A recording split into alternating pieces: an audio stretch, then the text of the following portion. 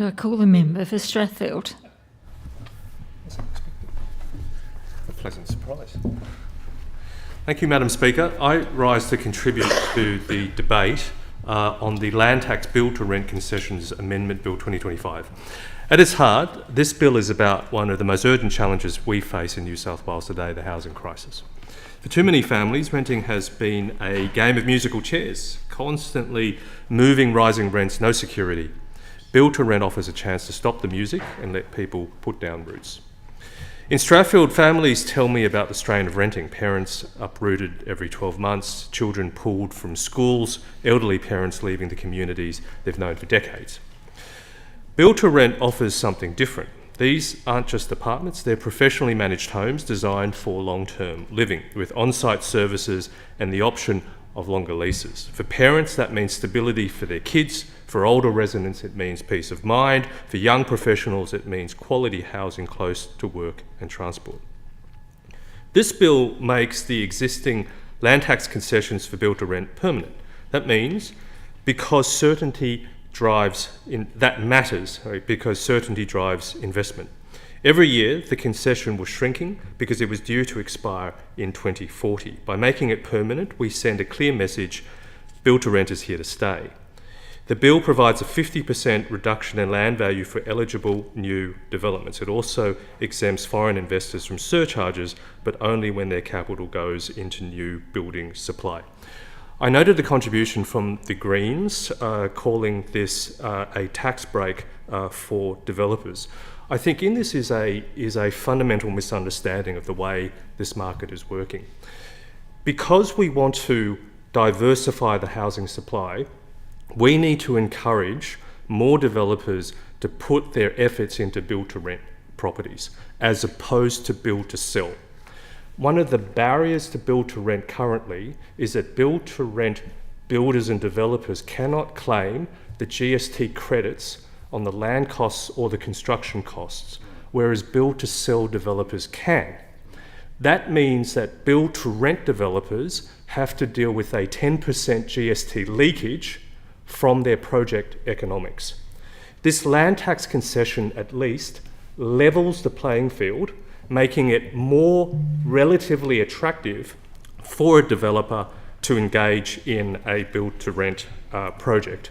And the reality is, if New South Wales is to have any chance of getting close to meeting its housing target of 377 new homes by 2029, we need the involvement of the private sector.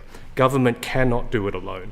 And if the private sector is going to be involved in this, they have to be able to make the projects economically viable to be able to take the risk. So crucially, Mr. Speaker, this bill keeps the requirement that at least 10% of construction hours are worked on by apprentices, long-term unemployed people, Aboriginal workers and those needing upskilling. This bill doesn't just build homes, it builds skills. And every new block of units should also be a building block of opportunity for our workforce. There are real strengths in this model. First, it expands housing choice. Not everyone can buy a home right now, but everyone deserves a decent, secure place to live. Second, it gives renters greater security. Build to rent means stability for kids, peace of mind for parents, and dignity for older residents. Third, it improves quality. When builders are owned for the long haul, quality goes up because you don't just build and sell, you build and care. And finally, it creates jobs and training opportunities for those who need them most. But we also have to be honest about the limits. Treasury has told us that build to rent may substitute for build to sell rather than adding to overall housing supply. And yes, it may lower rates of home ownership as institutional investors hold on to stock longer.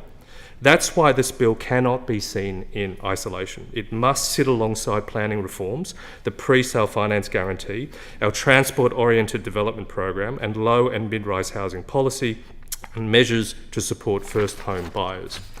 Build to rent is not about replacing ownership, it's about giving renters more choice, more security, and more dignity.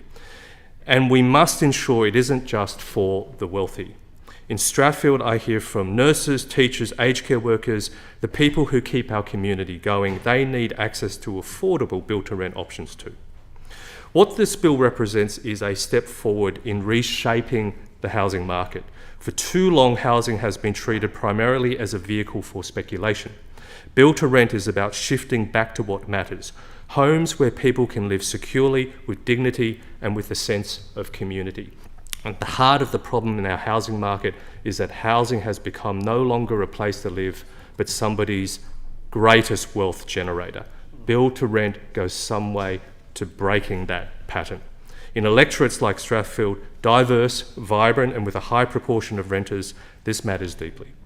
This bill is not a silver bullet. It will not on its own solve the housing crisis, but it is an important piece of the puzzle. We can't just talk about the dream of home ownership, we must also protect the reality of secure renting. And that's what Build to Rent is about, making housing fairer, more stable, and more human. That is why I support this bill, while urging the government to keep pressing on affordability, ownership, and planning reform. Housing is not just economics, it's about people's lives, their dreams, and their stability. I commend the bill to the House. I thank the member. The question is that this bill now be read a second time. I call a member for Blacktown.